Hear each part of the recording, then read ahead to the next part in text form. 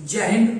आज हम लोग चैप्टर पढ़ने वाले हैं ब्लड, रक्त, जो कि काफी इंपॉर्टेंट चैप्टर है। आपको हर एक एग्जाम के पॉइंट ऑफ व्यू से एक टॉपिक है। तो आज हम लोग ब्लड के बारे में फर्स्ट क्लास करने वाले हैं। तो ज्यादा नहीं, थोड़ा बहुत जा पाते हम लोग जानेंगे ब्लड के बारे में, जो कि आपके एग्जाम के पॉइंट ऑफ व्यू से काफी इंपॉर्टेंट है। तो हम लोग जो पढ़ने वाले हैं रक्त। रक्त एक क्या होता है? प्राकृतिक कोलाइड होता है। अब दोस्तों आप लोग को कोलाइड का मतलब समझ में नहीं आ रहा होगा। कोलाइड तो दोस्तों वैसे केमिस्ट्री में आप लोग अच्छे से कोलाइड पढ़ सकते हैं, अगर केमिस्ट्री का क्लास जब होगा, और या आप लोग पढ़े होंगे कहीं भी कोलाइड के बारे में तो जानते ही होंगे। दोस्तों कोलाइड का अर्थ होता है वैसी चीज जो मतलब छनने के बाद ऊपर में कुछ न कुछ पदार्थ जम जाए। जैसे कि आप लोग कह सकते हैं दूध जो होता है दोस्तों, जब आप उसको छानिएगा तो कुछ न कुछ मलाई का पदार्थ ऊपर में जम जाता है, तो उसी को हम लोग प्राकृतिक कोलाइड कहते हैं। ऐसा नहीं जो ये प्राकृतिक कोलाइड का मतलब कोलाइड का सही डिफिनेशन है या सही तरीका है बताने का, ये आप समझने के लिए कह सकते हैं। क्योंकि ब्लड को जब आप छानिएगा तो उसका कुछ न कुछ पार्ट जो होता है ऊपर में जम जाएगा। तो आपसे पूछ सकता है ब्लड कैसा कोलाइड है? तो प्राकृतिक कोलाइड। ओके, ठीक है, ये समझ में आया होगा। जो ब्लड है जो प्राकृतिक कोलाइड है। उसके बाद संयोजी ऊतक है। संयोजी ऊतक आप लोग को सवाल पूछ देता है रक्त किस प्रकार का होता है? तरल संयोजी ऊतक है। संयोजी ऊतक है रक्त किस प्रकार का ऊतक है? तरल संयोजी ऊतक है। ये मतलब अक्सर सवाल पूछा जाता है हर एक एग्जाम में, जो भी exam NTPC group D, railway का हो, एसएससी हो या बैंकिंग हो, कोई भी सेक्टर का, जहां साइंस पूछा जा सकता है, जहां भी कहीं भी जो साइंस पूछा जाता है वहां पर पूछा जाता है, सवाल बनता है जो संयोजी ऊतक मतलब रक्त कौन सा ऊतक है? तो तरल संयोजी ऊतक है। यहां भी याद रखना, ये भी याद रखना, काफी इंपॉर्टेंट चीज है। रक्त कौन सा ऊतक है? तरल संयोजी ऊतक है। रक्त कौन सा ऊतक है? तरल संयोजी ऊतक है। ओके, उसका रक्त का पीएच मान 7.4 होता है। अब यहाँ पर बहुत सारे को समझ में नहीं आ रहा होगा जो पीएच मान क्या होता है। तो दोस्तों किसी भी चीज को दर्शाने के लिए, उसका पावर दर्शाने के लिए, उसका गुण दर्शाने के लिए पीएच स्केल का ये किया गया। जैसे कि कौन सा उदासीन है, कौन सा क्षारीय है, कौन सा अम्लीय है, ये दर्शाने के लिए हमको पीएच मान दर्शाना पड़ता है। ठीक है, तो पीएच मान में आप लोग 1 से लेके 6 तक जो भी पदार्थ होते हैं, 1 से लेके 6 तक जो भी पदार्थ होते हैं, जो भी क्या कहते हैं तत्व होते हैं या पदार्थ होते हैं, वो होता है अम्ल के रूप में रहते हैं। और 7 जिसका होता है वो उदासीन होता है, उदासीन। और 7 से जो ऊपर होते हैं उसको हम लोग भस्म करते हैं। आइए हम लोग थोड़ा अम्ल भस्म के बारे में जान लेते हैं।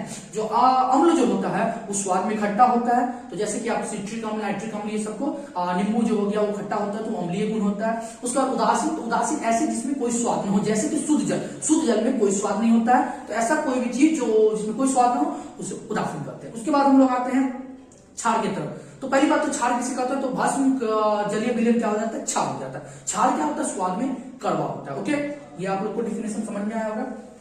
अब हम लोग समझते हैं मेल में कितना रक्त होता है। मेल में आपको 5.5 लीटर ब्लड होता है। ये भी इंपॉर्टेंट क्वेश्चन है, रक्त में कितना ब्लड होता है, मतलब सॉरी मनुष्य के बॉडी में मेल में कितना ब्लड होता है? तो 5.5 लीटर के लगभग में, अप्रोक्सीमेट 5.5 लीटर एक स्वच्छ मनुष्य के शरीर में 5.5 लीटर ब्लड होता है। ये भी रटा क्वेश्चन है, पूछा जाता है मनुष्य के शरीर में मेल में खासकर कितना लीटर ब्लड होता है? तो 5.5 लीटर ब्लड होता है। उसके बाद फीमेल में दोस्तों 5 ही लीटर ब्लड होता है। मतलब मनुष्य से मेल से 5 लीटर कम होता है, मतलब 0.5 लीटर कम होता है, आधा लीटर कम होता है। अब कहने के लिए बहुत सारे आदमी कहते हैं क्या पुरुष में क्यों अधिक खून होता है, महिला में क्यों कम होता है? तो इसलिए महिला में कम होता है जो महिला दूसरे का खून पी सके। लेकिन ऐसा कोई बात नहीं है, बस कहने के लिए कहावत है तो बोल दिया जाता है, कोई दिक्कत नहीं है। समझ में आ रहा होगा। और महिला लोग बुरा मत मानिए, जो भी लड़की लोग हैं तो बुरा मत मानिएगा। अगर वीडियो देख रहे हैं आपके लिए नहीं है, बस ये प्राकृतिक देन है, हम लोग का प्राकृतिक का देन है। इसमें हम लोग क्या कुछ कर नहीं कर सकते हैं। जो हमारे शरीर में कितना ब्लड होता है, मेल में 5.5 लीटर, फीमेल में 5 लीटर। ये जरूरी याद रखना है। ये पूछ देता है बाबू, जो पूछ देता है बहुत इंपॉर्टेंट क्वेश्चन पूछता रहता है। जो मेल में कितना ब्लड होता है? 5.5 लीटर होता है और फीमेल में 5 लीटर होता है। ओके, उसके बाद है निर्माण। ब्लड का निर्माण एक्चुअली होता कहाँ है? ये बहुत ही इंपॉर्टेंट क्वेश्चन है। अरे पूछता रहता है जो भाई ब्लड का निर्माण, बहुत सारे आदमी को लगता है जो भाई ब्लड का निर्माण तो हमारे हृदय में होता है, हृदय में होता रहता है। लेकिन ऐसा कोई बात नहीं है। मतलब हृदय का मतलब हो गया, सॉरी हृदय नहीं, उसको कह सकते हैं दिल धड़कने दो, उसी में होता है। लेकिन ऐसा नहीं होता है, दिल प्रीफायर करने का काम करता है हमारा जो हार्ट होता है। लेकिन पहले हम लोग इसका निर्माण के बारे में समझ लेते हैं। निर्माण जो देखिए दोस्तों, यहाँ पर 2 टाइप से निर्माण होता है। आप लोग देख रहे होंगे निर्माण हम 2 टाइप से हो रहा है। तो हमारे बॉडी में 2 टाइप से नहीं होता है। एक होता है बाबू जो प्रेग्नेंट औरत होती है, उसके गर्भाशय में जो बच्चे होते हैं वो किस तरह से ब्लड का निर्माण करता है।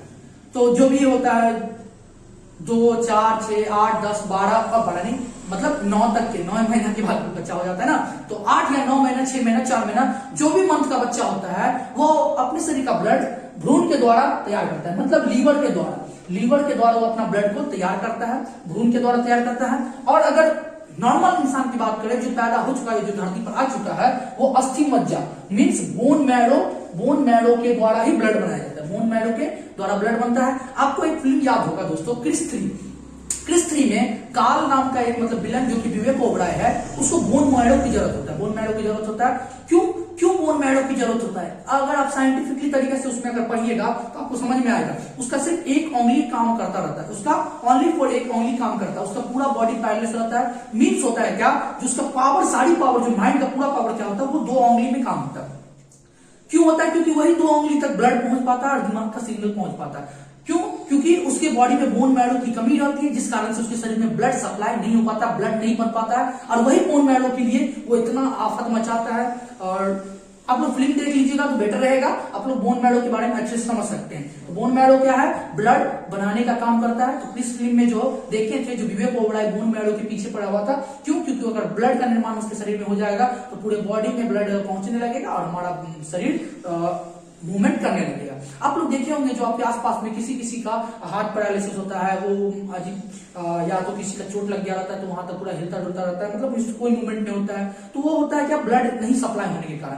जिसका भी पैरालाइज हो गया शरीर का, कोई भी मूवमेंट नहीं हो रहा, इसका मतलब साफ है जो ब्लड वहां तक नहीं पहुंच पा रहा है, इस कारण से मूवमेंट नहीं कर पा रहा है। ओके, यहाँ पर अस्थि मज्जा, बोन मैरो आप लोग समझे। अब हम लोग स्टोर समझते हैं। स्टोर कहाँ है? तो स्टोर होता है पलीहा में। हमारा ब्लड जो होता है, ये देख रहे होंगे, ये इस टाइप में इधर होता है पलीहा, तो वो हमारा जो स्टोर होता है ब्लड, उसे पलीहा में होता है। उसके बाद कब्र, जिसको हम लोग इंग्लिश में स्प्लीन भी कहते हैं। स्प्लीन जैसे ब्लड बैंक, कब्र ब्लड बैंक, जो ब्लड बैंक है वो, और गर्भी यार्ड क्या हो जाता है? कब्र हो जाता है। ठीक है। उसका कोलेस्ट्रॉल का मात्रा जो 200 ml होना नहीं, 200 ml से ज्यादा नहीं होना चाहिए एक सामान्य मनुष्य में। और सॉरी, ये ग्राम में होते हो गया। अब ये जो है आपको बायोलॉजी भाषा में DL के रूप में आप बोल सकते हैं। ओके, कोलेस्ट्रॉल इससे ज्यादा आपके बॉडी में नहीं होना चाहिए। अगर कोलेस्ट्रॉल अगर आपके शरीर में बढ़ता है तो आपको अपच, बहुत सारा बीमारी हो सकता है। उसके बाद हीमोग्लोबिन, यहाँ भी दोस्तों बहुत सारा दिक्कत है। देखिए, हीमोग्लोबिन जो है 14 जी होना चाहिए मेल में और 13 जी होना चाहिए फीमेल में। अब देखिए, हीमोग्लोबिन का क्या काम होता है? हीमोग्लोबिन हमारे रक्त को लाल करने का काम करता है। सबसे पहली बात हमको ये समझना चाहिए, हम हीमोग्लोबिन हमारे ब्लड को क्या करता है? लाल रखने का काम करता है। ओके, उसके बाद हम लोग पढ़ते हैं रक्त परिसंचरण। रक्त परिसंचरण का जो खोज है दोस्तों, ये विलियम हार्वे ने किया था। विलियम हार्वे जी ने किया था। रक्त परिसंचरण की खोज किसने किया था? विलियम हार्वे ने किया था। काफी इंपॉर्टेंट है, ये पूछा जाता है, अक्सर पूछा जाता है। तो रक्त परिसंचरण का खोज किसने किया था? मुझे लगा जो ब्लड में ये थोड़ा सा टॉपिक देना चाहिए, तो मैंने दे दिया है। जो रक्त परिसंचरण की खोज किसने किया था? तो विलियम हार्वे जी ने किया था। ओके, उसका ब्लड का कार्य, ब्लड का कार्य क्या होता है? हमारे शरीर का ताप को नियंत्रित करना। ब्लड का काम क्या होता है? आपको दिख रहा होगा दोस्तों, उम्मीद करता हूं। ब्लड का कार्य क्या होता है? आपको ताप को नियंत्रित करना। मतलब जैसे ताप को नियंत्रित करने का मतलब क्या होगा? जो आपकी जो बॉडी का जो टेम्परेचर होता है उसको नियंत्रित करना। अगर ये नियंत्रित नहीं करेगा, ताप को नियंत्रित नहीं कर पाएगा, तो आपको ब्लड प्रेशर हो सकता है, मतलब ब्लड प्रेशर हाई हो सकता है, ब्लड प्रेशर कम हो सकता है, जिससे आपको ब्रेन हैमरेज, हार्ट अटैक जैसी बीमारियां हो सकती है। तो ब्लड का ताप क्या होना चाहिए? नियंत्रित होना चाहिए। ब्लड का ताप अगर बढ़ जाने से आपका ब्लड प्रेशर बढ़ जाएगा, ब्लड का ताप कम होने से ब्लड प्रेशर कम जाएगा। तो आपका ब्लड प्रेशर जो है 120/80 होना चाहिए। शायद आपको दिख रहा होगा, नहीं तो मैं एक और जगह लिख देता हूँ, 120/80 होना चाहिए। किसी भी सामान्य मनुष्य का ब्लड प्रेशर कितना होना चाहिए? 120/80 होना चाहिए। ठीक है। उसके बाद पोषक पदार्थों का परिवहन करता है। ब्लड क्या करता है? जो आपके एक तो ब्लड ही है ना, जो आपके पूरे शरीर में, मतलब नस के द्वारा हर जगह फैला हुआ है। तो ब्लड ही क्या करता है? आपके शरीर में पोषक पदार्थ जो आपकी बॉडी के लिए इंपॉर्टेंट होता है, उसका परिवहन कौन करता है? ब्लड ही करता है। ठीक है। उसके बाद गैसों का परिवहन भी वही करता है। आप देखिए, किसी मनुष्य को लगता है क्या, मैं किसी क्या, जो नहीं पढ़ाई करता उसको लगता है, जो पढ़ता है उसको कुछ नहीं लगता, उसको बस उतना लगता है मैं पढ़ रहा हूँ। ओके, लेकिन किसी की जो नहीं पढ़ता तो सोचता है कि जो मेरा जो फेफड़ा है वहीं पर सांस लेते हैं, वहां पर ऑक्सीजन जाता है, उसके बाद वहीं से कार्बन डाइऑक्साइड निकल जाता है। बट ऐसा नहीं होता है। यहाँ पर क्या होता है? देखिए, यहाँ से हम ऑक्सीजन हम लोग लेते हैं। ऑक्सीजन हमारा, देखिए ये फेफड़ा में है ना, ये हमारा जो फेफड़ा है, ये हम लोगों का कह सकते हैं गैस का स्टोरेज है, मतलब ऑक्सीजन का स्टोरेज करता है। ये ब्लड का स्टोर करता है, अपने बॉडी में ब्लड स्टोर करता है, उसे ब्लड बोला जाता है, ऑक्सीजन को स्टोर करता है और जितना जरूरत होता है उतना जाता रहता है। और ये ऑक्सीजन क्या करता है, ब्लड के साथ पूरे शरीर को पावर देने का काम करता है। ब्लड के साथ ब्लड में ऑक्सीजन मिलके पूरे बॉडी में मिल जाता है। उसके बाद फिर ब्लड ही के जरिए कार्बन डाइऑक्साइड जो दूषित हो जाता है, कार्बन डाइऑक्साइड भी बाहर निकल जाता है हमारे फेफड़े से, नाक के द्वारा। तो गैसों का परिवहन भी कौन करता है, ब्लड करता है, कार्बन डाइऑक्साइड और ऑक्सीजन का। फिर उत्सर्जित पदार्थ का भी परिवहन कौन करता है, ब्लड करता है। उत्सर्जित पदार्थ का भी परिवहन कौन करता है, ब्लड करता है। तो ये था कुछ ब्लड का एक चैप्टर का फर्स्ट, मतलब एक चैप्टर नहीं बोल सकता हूँ, ये पहला ये हम कह सकते हैं पहला था।